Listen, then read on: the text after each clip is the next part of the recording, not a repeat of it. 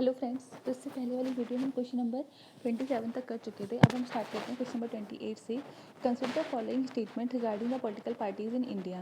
Representation of people act 1951 provide for the registration of political parties. Registration of political parties is carried out by the election commission. A national level political parties is one which is recognised in 4 or more states. During the 1999 general election, there were 6 national and 48 state level parties recognized by Election Commission. Which of the following statement is correct? 1 to 4, 1 and 3, 2 and 4, 1 to 3. तो इसका option होगा D 1 to 3, 1 2 3 4 sorry. इस बार ना जो क्या बोलते हैं election हो रहे हैं ना, तो इस वजह से इलेक्शन का टॉपिक थोड़ा इंपॉर्टेंट है, तो आप लोग आरपीए वगैरह भी थोड़ा ढंग से पढ़ लीजिएगा। जैसे फर्स्ट क्वेश्चन जो पार्ट है उसमें बोला है कि representation of people act 1951 provide करता है रजिस्ट्रेशन ऑफ पॉलिटिकल पार्टीज, ये बात सही है। उसके अलावा जो रजिस्ट्रेशन होता है पॉलिटिकल पार्टीज़ का ना, उसको कैरी आउट किया जाता है इलेक्शन कमीशन के द्वारा। जो नेशनल लेवल पॉलिटिकल पार्टीज़ है उनको तभी हम रिकग्नाइज करेंगे जब उनका एटलीस्ट 4 या उससे ज़्यादा स्टेट में होल्ड हो। और अगला है ड्यूरिंग 1999 जनरल इलेक्शन 6 नेशनल और 48 स्टेट लेवल पार्टीज़ थी, तो ये तो पुराना हो गया, बट 1 2 3 हमारा लेटेस्ट थोड़ा सा ढंग से पढ़ लीजिएगा। तो इसका ऑप्शन होगा डी। नेक्स्ट है with the reference to Indian polity which of the following statement is correct? Planning commission is accountable to the parliament, नहीं। President can make ordinance only when either of the 2 houses of parliament is not in session, ये सही है। President ordinance बना सकता है under article 1 to 3, लेकिन कब? जब हमारा दोनों हाउस ऑफ पार्लियामेंट में से कोई भी सेशन में ना हो। जो ऑर्डिनेंस होगा तो विदिन 6 मंथ हमें फिर उससे लोकसभा या राज्यसभा से पास करके उसे हमें एक्ट या बिल उसमें कन्वर्ट करना पड़ेगा, वरना वो लैप्स हो जाएगा। नेक्स्ट क्वेश्चन है the minimum age prescribed appointment of a जज सुप्रीम कोर्ट अथॉरिटी, ये गलत है। और नेशनल डेवलपमेंट काउंसिल जो है union finance minister chief minister of all state, ये भी गलत है। नेक्स्ट क्वेश्चन है हमारा consider the following statement with reference to India. Chief election commission and other election commission enjoy equal power but receive unequal salaries, ये गलत है, वो इक्वल सैलरी रिसीव करते हैं। Chief election commissioner is entitled to the same salary as provided to the जज of supreme court, yes ये सही है। The chief election commissioner shall not be removed from his office except in like manner and on like ground as judge of Supreme Court, ये भी ठीक है। The term office of election commissioner is 5 years from the date he assumed his office or till the day he attained age of 62 years, whichever is earlier, ये wrong है, fourth wrong है। तो इसका option होगा 2 and 3। Next question है हमारे पास in case of election to the Lok Sabha, the amount of security deposit for general category candidate and SC/ST category candidate respectively is 5,000, 2,500, 10,000, 2,500, 10,000, 5,000, 15,000, 7,500। तो इसका आंसर होगा 10,000 and 5,000। द टर्म लोकसभा, जो term Lok Sabha है can not be extended under any circumstances, नहीं। Can be extended for 6 months at a time, नहीं। Can be extended by 1 year at a time during the proclamation of emergency, ही ठीक है। Can be extended for 2 years at a time during proclamation of emergency, ये भी गलत है। Next question क्या रहा है कि विच of the following authorities recommend the principle of governing the grant in aid the revenue to the state out of the consolidated fund of India, किसको authority है? फाइनेंस कमीशन को, इंटर स्टेट काउंसिल को, union ministry of finance को और public account committee को। तो इसका option होगा 33 का ए, फाइनेंस कमीशन के पास अथॉरिटी कि कॉन्सोलिडेटेड फंड ऑफ इंडिया से ग्रांट एंड एड कर सकती है। Next which of the following statement is correct? Only Rajya Sabha and not the Lok Sabha can have nominated members. और ये क्वेश्चन पुराना है, बाकी इसको देख लेते हैं एक बार हम।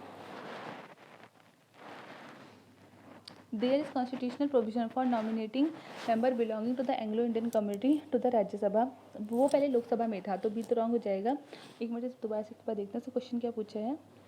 क्वेश्चन पूछा इसमें सही क्या है? तो only the Rajya Sabha and not the Lok Sabha can have nominated member, ये चीज़ आज के कंटेक्स्ट में अगर हम बात करें तो सही है, क्योंकि जो लोकसभा के 2 एंग्लो इंडियन मेंबर्स थे ना, वो पोस्ट फिनिश कर दी गई, तो अब लोकसभा में सिर्फ इलेक्टेड मेंबर्स हैं, नॉमिनेटेड मेंबर नहीं है। बट ये 2003 के कंटेक्स्ट में हमारा क्वेश्चन जो था वो रॉन्ग था, क्योंकि हमारी लोकसभा में भी 2 नॉमिनेटेड मेंबर होते थे। नेक्स्ट उन्होंने बोला कि जो कॉन्स्टिट्यूशन प्रोविजन है नॉमिनेट करने का member belong to Anglo Indian community in Rajya Sabha, नहीं, ये कहाँ पर है? हमारा लोकसभा में था। और nominated member can vote both president and vice president election, ये गलत है, डी भी गलत है। जो हमारे नॉमिनेटेड मेंबर है ना, वो वाइस प्रेसिडेंट के इलेक्शन में तो पार्टिसिपेट कर सकते हैं, बट प्रेसिडेंट के इलेक्शन में पार्टिसिपेट नहीं कर सकते हैं। प्रेसिडेंट के इलेक्शन में सिर्फ हमारे इलेक्टेड मेंबर पार्टिसिपेट करते हैं, लोकसभा, राज्यसभा और स्टेट लेजिस्लेटिव असेंबली से, तो डी भी गलत हो जाएगा। तो सबसे हमारा ऑप्शन सी ही सही होगा। देखते हैं क्या है। There is no constitutional bar for nominated member to be appoint as a union minister, हाँ ये सही है, अगर नॉमिनेटेड मेंबर भी है तो उसे हम यूनियन मिनिस्टर अपॉइंट कर सकते हैं। नेक्स्ट है question number 35। The joint sitting of 2 houses of parliament in India sanction under article 108 of the constitution. ठीक है, आर्टिकल 108 कॉन्स्टिट्यूशन का जो है कहता है जॉइंट सिटिंग ऑफ पार्लियामेंट के बारे में। जो फर्स्ट जॉइंट सिटिंग होती है लोकसभा राज्यसभा की वॉज हेल्ड इन ईयर 1961 में हुआ था। ये भी ठीक है। जो सेकेंड जॉइंट सिटिंग हुई थी house of India parliament was held to pass the banking services commission bill को रिपील करने के लिए। ये भी ठीक है, तो इसका ऑप्शन होगा 1, 2, 3। Which of the following bill must be passed by each house of Indian parliamentary separately by special majority? Ordinary bill, money bill, finance bill, constitution amendment bill. जो कॉन्स्टिट्यूशन अमेंडमेंट बिल है ना उसको हमें दोनों उस house से पास करवाना होता है, लोकसभा और राज्यसभा, और बाय स्पेशल मेजोरिटी। और कुछ में तो कुछ कंडीशन में तो हमें अगर हमने कुछ फेडरल स्ट्रक्चर में चेंज करना है ना तो हमें हाफ ऑफ द स्टेट का रेटिफिकेशन भी चाहिए होता है, बट बाय सिंपल मेजोरिटी। तो इसका ऑप्शन जो है हमारा वो हो जाएगा डी। नेक्स्ट है हमारे पास as per Indian protocol who among the following rank highest in order of precedence. अगर हम बात करें इंडियन प्रोटोकॉल की इसमें से कौन सा रैंक जो है highest in order of precedence, deputy prime minister, former president, governor of a state within his state और स्पीकर ऑफ लोकसभा। तो इसका ऑप्शन होगा सी। सबसे हाईएस्ट रैंक जो होती है इसकी होती है governor of state within his state. Next है consider the following statement. The function of finance commissions are to allow withdrawal of the money out of the constituted fund of India, नहीं, to allocate between state share and proceeds of taxes, ये सही है। To consider applicant granting aid from state, हाँ ये भी सही consider कर सकते हैं। फोर्थ है to supervise the report on whether the union and state government are levying tax in accordance with the budgetary provision, ये गलत है। तो इसका ऑप्शन होगा 2, बी होगा 2 and 3 ओनली। नेक्स्ट है हमारे पास in electoral college presidential election in India the value of vote of an elected member of legislative assembly equal to state population upon number of elected MLA of a state into 100, ये गलत है। The value of vote of an elected member of parliament is equal to the total value of vote of all elected MLAs and total number of elected MPs, हाँ ये second वाला सही है। There were 5000 members in the latest election, नहीं ऐसा नहीं है, तो इसका ऑप्शन हो जाएगा सेकंड ओनली। नेक्स्ट क्वेश्चन है हमारे पास while member of Rajya Sabha are associated with committee on public account and public undertakings, member of committee on estimate are drawn entirely from the Lok Sabha. The Ministry of Parliamentary Affairs work under the overall direction of Cabinet Committee on Parliament Affairs. Next है the Ministry of Parliamentary Affairs nominated members of Parliament on committee, council, board and commission etc. set up by the Government of India in various ministries. Which of these statement is correct? तो इसमें option first and second होगा। Next है सर्वे of India जो है वो किस ministry के under में आता है? तो जो हमारा सर्वे ऑफ इंडिया है comes under the ministry of science and technology. Next question है कि with reference to Indian parliament which of the following is not correct? The appropriation bill must be passed by both house of parliament before it can be enacted into law.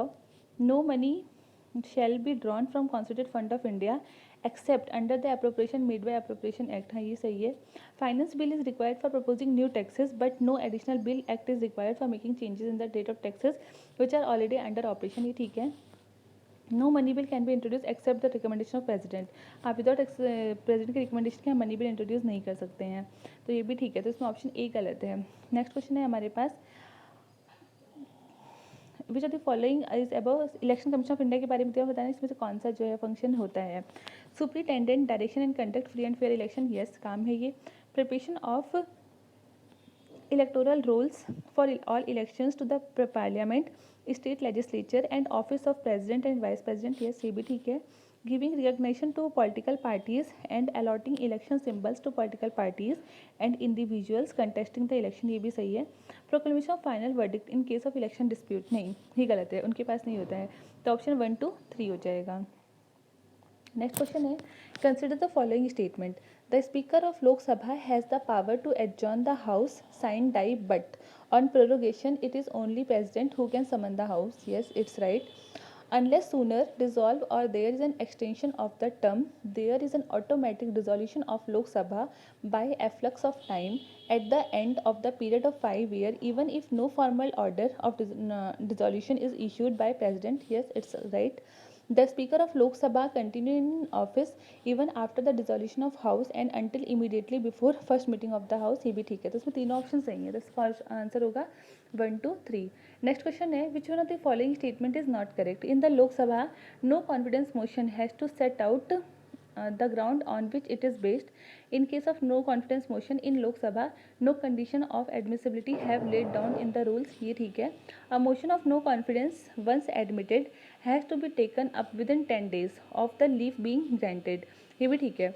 Rajya Sabha is not empowered to entertain a motion of no confidence, ये भी सही है। और अभी हमने पीछे पढ़ा भी था कि अगर जो हमारे क्या बोलते हैं प्राइम मिनिस्टर है ना, वो राज्यसभा से हैं, अपर हाउस ऑफ द उससे हैं, अपर हाउस ऑफ पार्लियामेंट या राज्यसभा से हैं, तो उनको क्या बोलते हैं नो कॉन्फिडेंस मोशन में वोट करने का राइट नहीं है।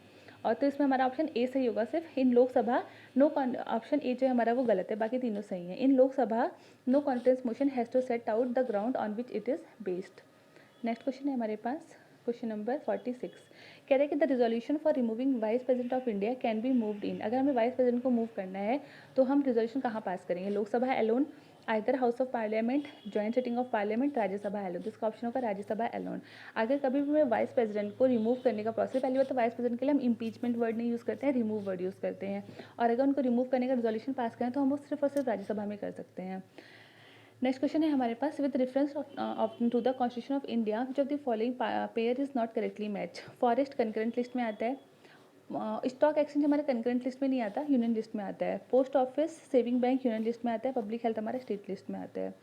Is the following statement the highest deciding body for planning in India is the planning commission of India. अब वो चेंज होकर नीति आयोग हो चुका है, बट प्लानिंग कमीशन फिर भी क्वेश्चन पूछ सकता है, रिलीवेंट है अभी।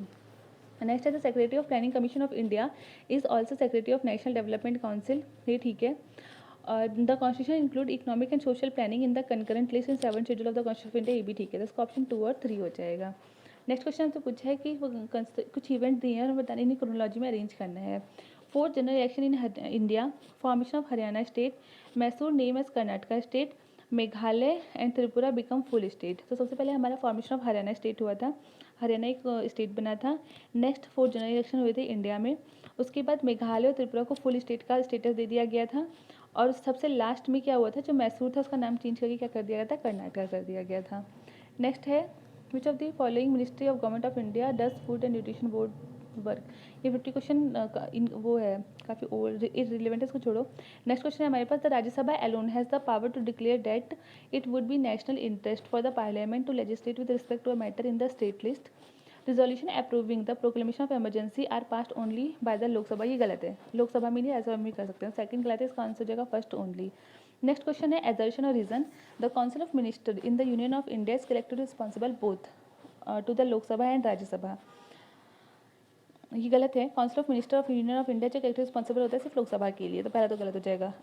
और जैसे ही पहला हमारा गलत हो हमें ऑप्शन मिल जाता है, बट फिर भी सेकंड देख लेते हैं।